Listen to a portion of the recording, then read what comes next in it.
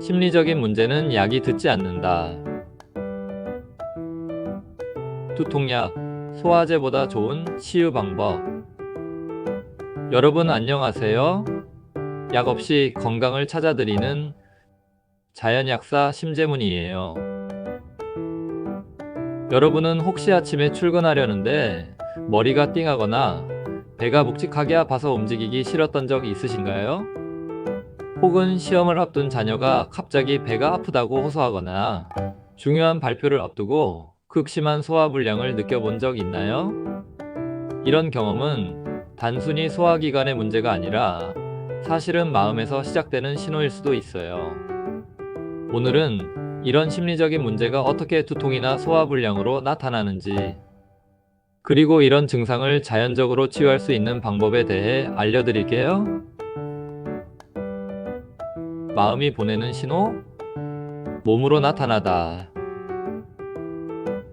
우리 몸과 마음은 때려야 뗄 수 없는 관계예요.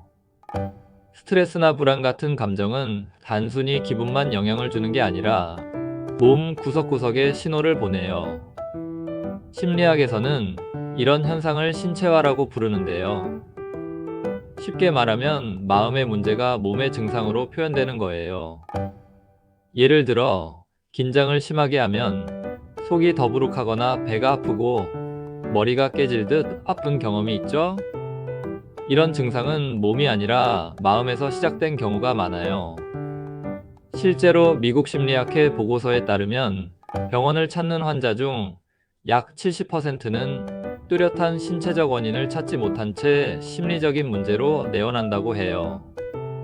국내 한 연구에서도 신체화 장애를 겪는 환자들이 내과, 가정의학과, 소화기내과 등 여러 진료과를 전전하며 검사를 받지만 결국 심리적 문제로 판명되는 사례가 많다고 발표했어요. 억압된 감정의 폭발, 몸의 SOS. 여러분, 혹시 억압이라는 단어 들어보셨나요? 억압은 우리 마음속에서 불편한 감정이나 생각을 무의식 속에 눌러두는 방어기제예요. 마치 고무공을 물속에 계속 눌러두는 것과 같아요.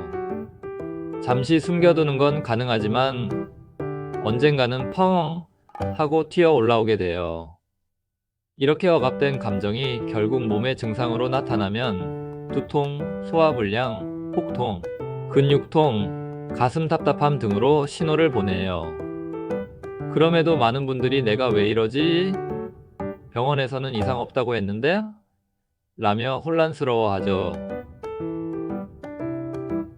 소화제 대신 마음을 달랜 사례.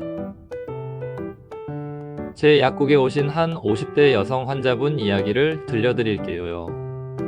이분은 매일 아침마다 극심한 소화불량과 구역감을 호소했어요.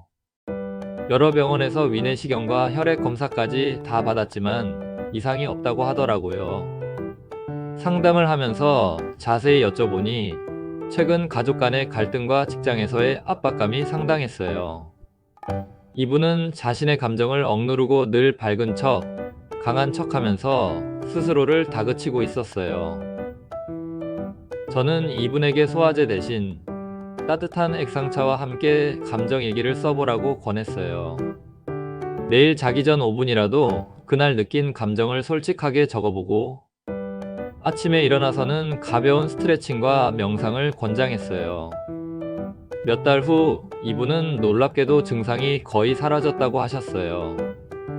소화제보다 제 마음을 풀어주는 게 더 효과 있었어요. 라며 감사 인사를 전하시는데 그 순간 정말 보람을 느꼈어요. 감정 일기와 마음 챙김 명상.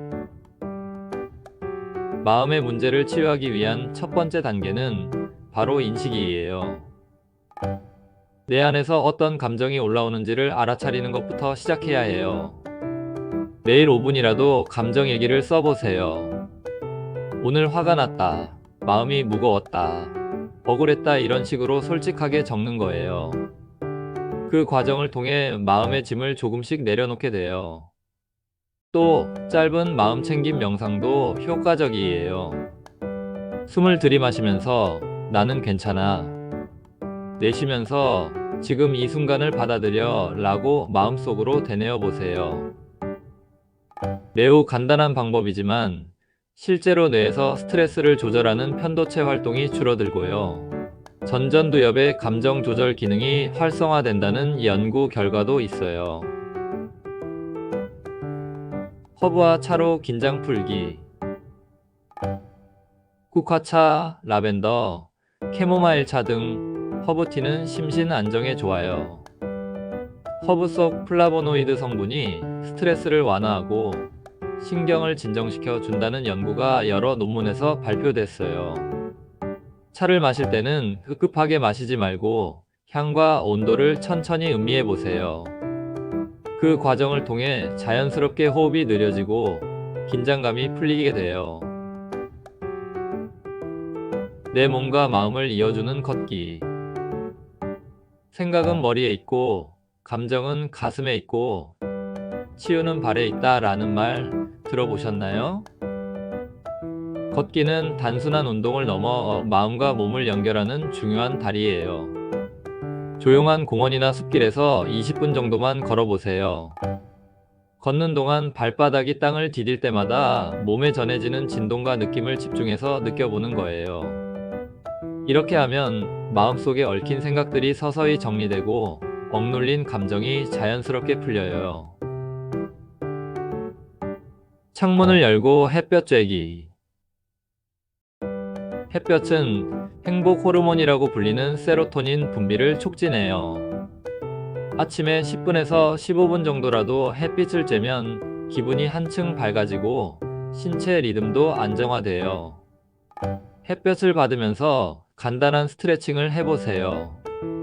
몸과 마음이 동시에 깨어나면서 두통과 소화불량 증상이 점점 줄어드는 걸 느끼실 수 있을 거예요.